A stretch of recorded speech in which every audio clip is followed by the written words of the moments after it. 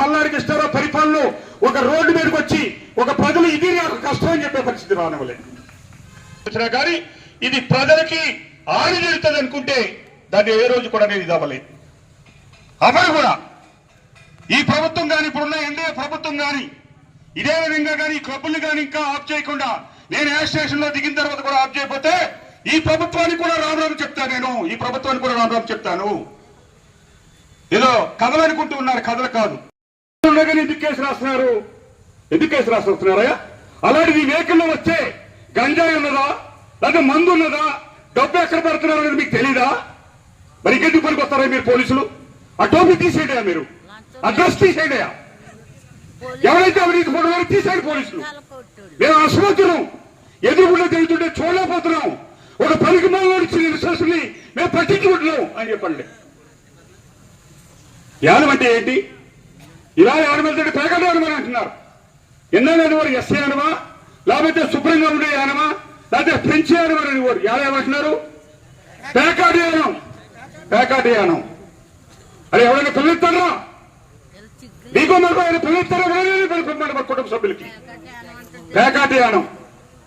ఇది మనం చేసిన జిలేబీ వ్యక్తి అయిపోయింది. ఇక్కడ రోజుకి 4 లక్షలు, ఇప్పుడు 4 లక్షలు కాదు 60%. ఎంత చెప్పాను కదా, గవర్నమెంట్ ఆఫ్ ఇండియా స్కీమ్ ఏదైనా పెడితే 60-40 అని, ఇప్పుడు 60 అతనికి ఇవ్వాలి, 40 మిగతా వాళ్ళు పంచుకోవాలి. 60%లో 40% పంచుకోవాలి.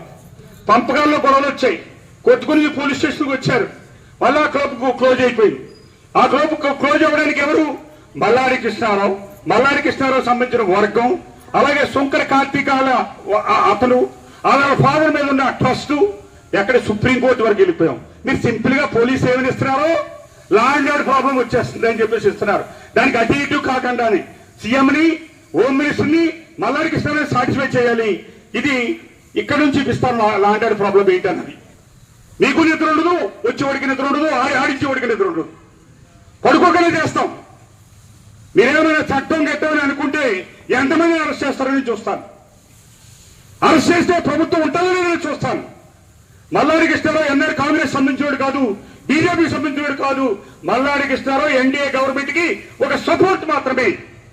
ఏ టైంలో ఏ నిర్ణయం తీసుకోవాలో తీసుకుంటాను రాబోయే రోజుల్లో. సంఖ్యలు గుర్తుకుంటూ ఉన్నారు. ఇక్కడ ఏంటి అని అనుకుంటున్నారు ప్రభుత్వం. ఇంకెక్కడ 6 నెలలు మీరు పోలీసులు ఉన్నారు. ఇంకో 6 నెలల తర్వాత ఈ జిలేబీ కేకెత్తి ఇంటికి కూడా ఎవడాడు. ఏ విధంగా నేను సపోర్ట్ ఇస్తాను మళ్ళీ అమ్మేసుకుని వెళ్ళిపోవడానికి రెడీగా ఉన్నాడు. ఆ రోజు చెప్పాను, మల్లాడి కృష్ణారావు రాజకీయాలు లేకపోయి రంగస్వామిని ఇక్కడ తీసుకొస్తే ఈ ఊరికి ఆపిన పనులు, మల్లాడి కృష్ణారావు చేయని పనులు చేద్దామని చెప్పేసి ఇప్పుడు ఎక్కడికైనా లబోదీపో అంటున్నారు.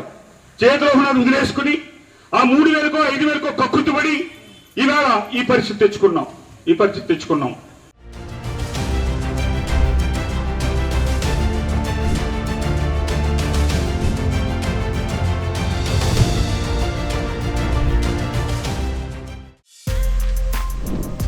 For more videos like this, subscribe Big TV channel.